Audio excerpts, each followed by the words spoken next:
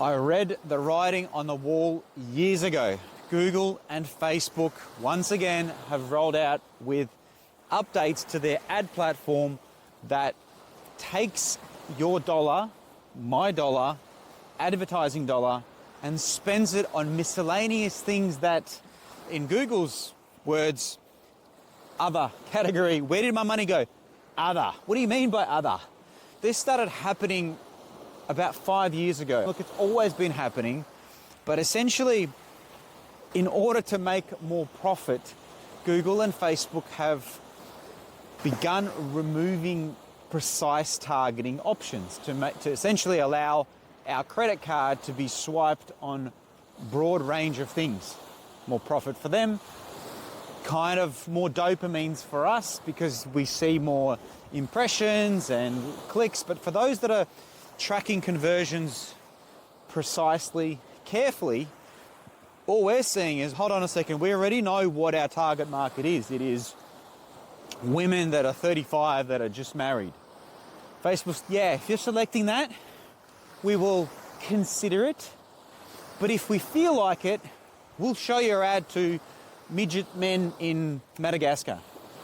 So if I'm selling home renovation services and we're doing garage renovations, we're trying to go for homeowners, right? We're trying to go for people that maybe shop at Bunnings.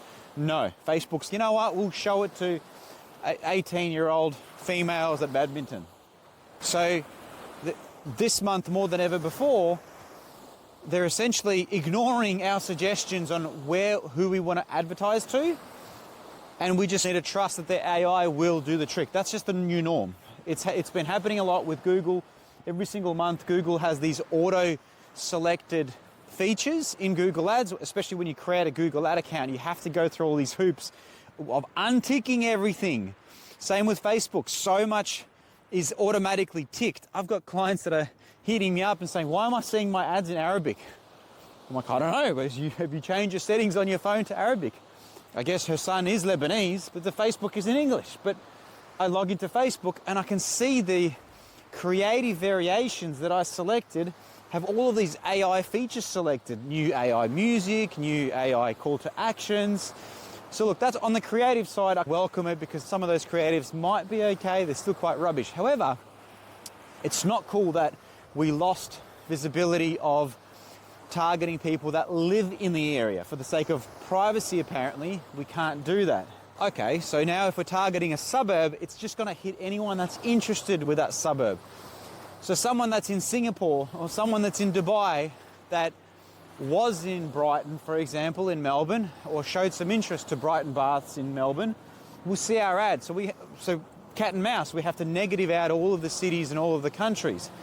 But every step of the way, they're removing our precise targeting, and it's, trust me, bro, we will run the ad. So what I've realized at the moment is working for us is, in the past, we used to have an ad group for images and we used to have an ad group for videos. We used to have separate campaigns and separate creatives so we can A/B test everything. And then we can say, okay, we ran this particular video, we saw how much clicks it got, the clicks were the cheapest, it got most views, and we use that data. I'm like, okay, this worked really well. Let's run with just that. And look, that's still how I would approach it. But these days, one campaign, one ad group, 5 to 10 creatives.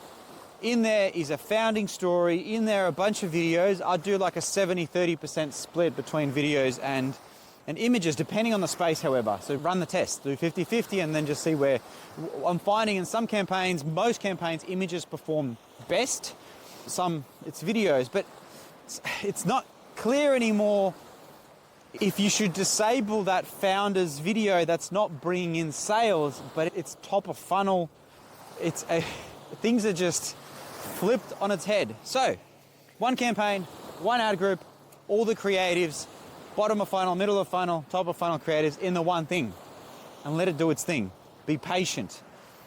Run it for at least 3 weeks at a budget of no less than $30 to $40 a day. To some of you that might sound a lot, but really it should be more than that.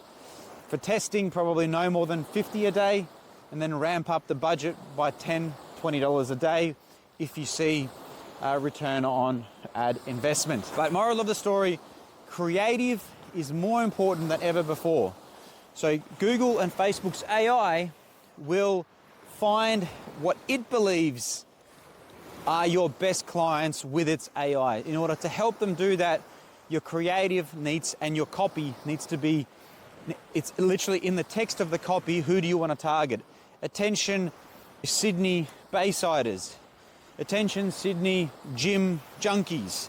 We have the right thing for you. Attention married women in their 40s. We have the thing for you.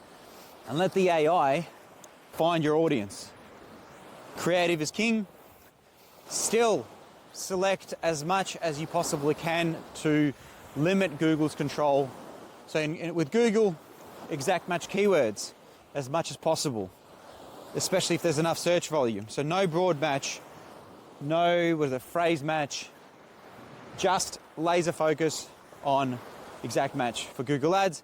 Facebook ads, there's no control. You could select all you want. Facebook is going to test it with audiences not of that age. That's just the new norm. Still works, great results all around. Keep the creative fresh, A/B test, and you will win.